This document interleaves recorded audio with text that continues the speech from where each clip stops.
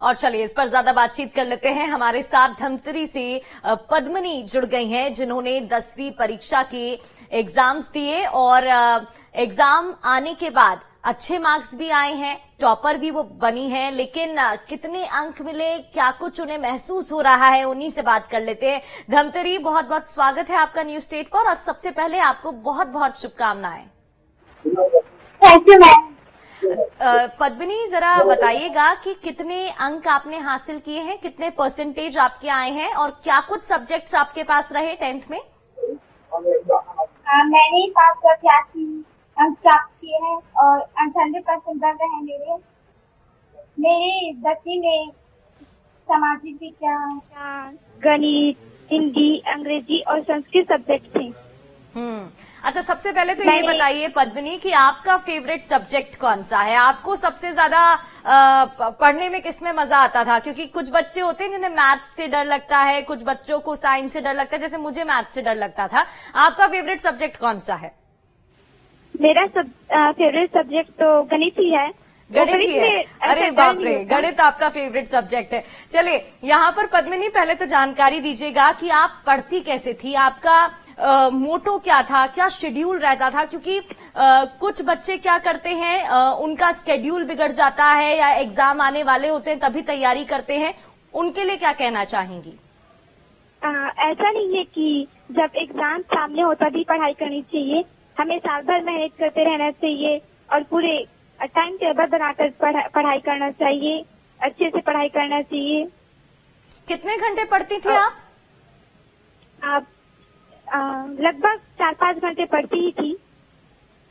और आपके पेरेंट्स कैसा महसूस कर रहे हैं? जब रिजल्ट उन्होंने देखा तो उन्हें कैसा फील हुआ, क्या उनका पहला रिएक्शन था? हमारे साथ भी शेयर करिए।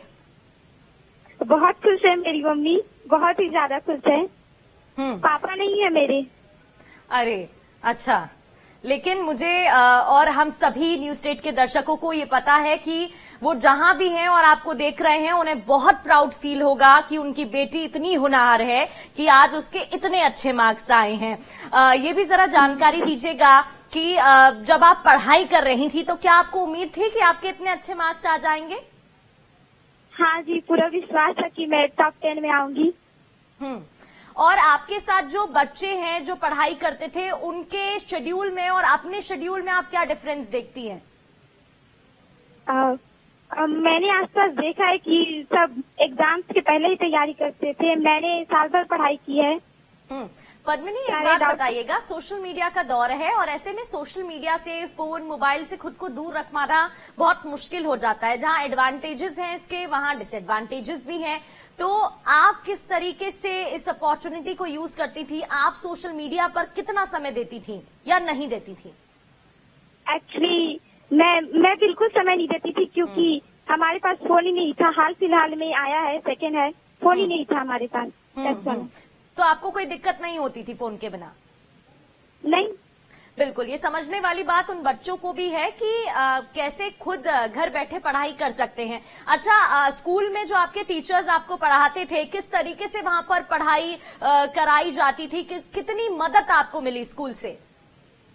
टीचर्स बहुत सपोर्टिव थे, उन्होंने पूरा सहयोग किया है अपना।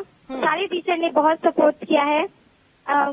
मेरे टीचर हैं गुरुपंत सर, वो हमेशा कहते रहते थे कि मेरिट में आना है, अच्छे से पढ़ाई लिखाई करो। उन्होंने बहुत सपोर्ट किया है। और अब टीचर्स का क्या रिएक्शन है इतने अच्छे अंक लाने के बाद? बहुत खुश हैं, सारे के फोन आ रहे हैं। गुरुपंत सर, सब गंभीर सर, सबका कॉल आया है। बिल्कुल, सबने बहुत बधाई दी है।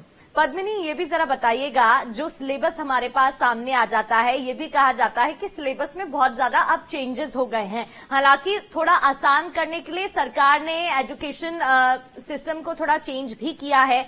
आप कैसे देखती हैं पूरे एजुकेशन सिस्टम को? हालांकि अभी आप 10वीं में हैं, लेकिन अपने अनुभव से जरा बताइएगा, आपको क्या लगता है, पढ़ाई का बहुत ज्यादा हो जाता है या जितनी पढ़ाई फिलहाल सिलेबस में इंक्लूडेड है, बेसिक है, ठीक है?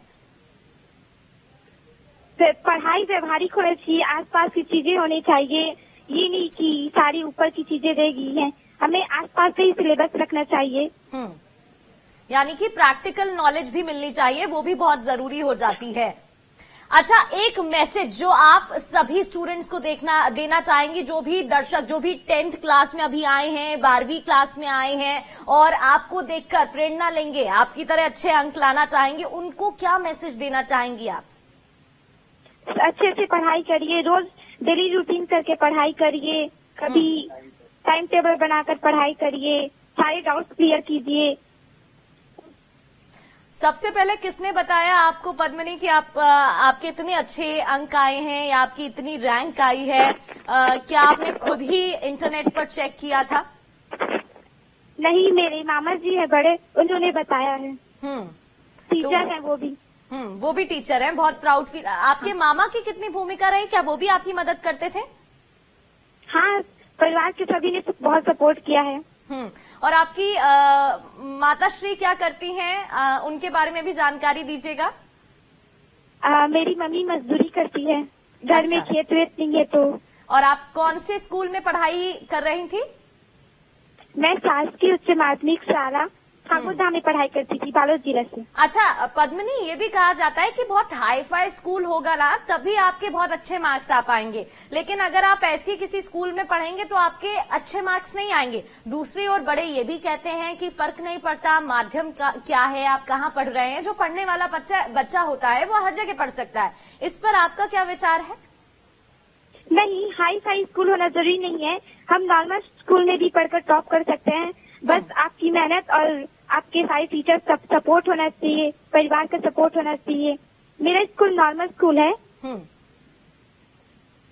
अच्छा पद्मिनी, आप अपने आप को 5-6 सालों के बाद क्या सब्जेक्ट आप 12th में लेंगी, 11th में आपके पास कौन से सब्जेक्ट होंगे? सबसे पहले ये बताइए, फिर दूसरे सवाल पर आती हूँ। तो मैं 11th में मैथ्स लेना चाहूंगी। मैथ्स, अच्छा ये तो आप पहले ही बता चुकी हैं, मैथ्स आपका फेवरेट है। 5 सालों में आप खुद को फ्यूचर में कहाँ देखती हैं? पद्मिनी एज क्या होंगी आप? मैं अपने आप को सिविल सर्विसेज में देखना चाहूंगी। क्या बात है, ठीक है। तो आप फिर क्या बनना चाहती हैं?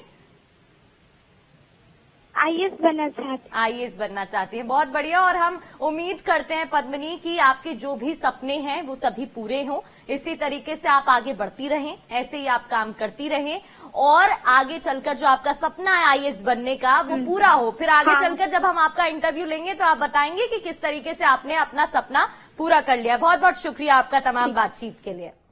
तो देखिए, पद्मिनी हमारे साथ जुड़ी और धमतरी से वो आती हैं, आईएएस बनने का उनका सपना है, मैथ्स उनको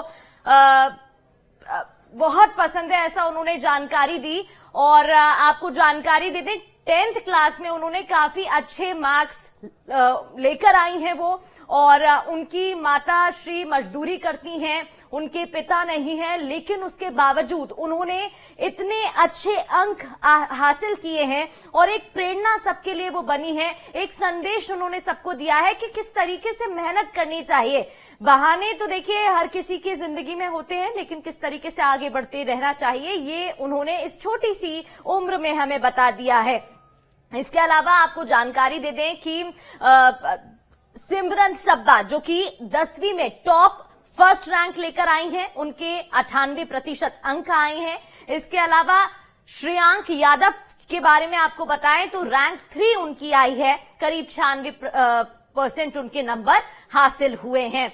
और जो बच्चे पास नहीं हो पाए हैं या जिन बच्चों के कम मार्क्स आए हैं वो परेशान ना हो, वो निराश ना हो, अपने ऊपर अपने आत्मविश्वास पर भरोसा रखें, क्योंकि जरूरी नहीं है कि एक रास्ता बंद होता है तो दूसरा रास्ता ऐसे में जरूर खुलता है। अगर आप एक चीज में अच्छे नहीं हैं तो आप दूसरी चीज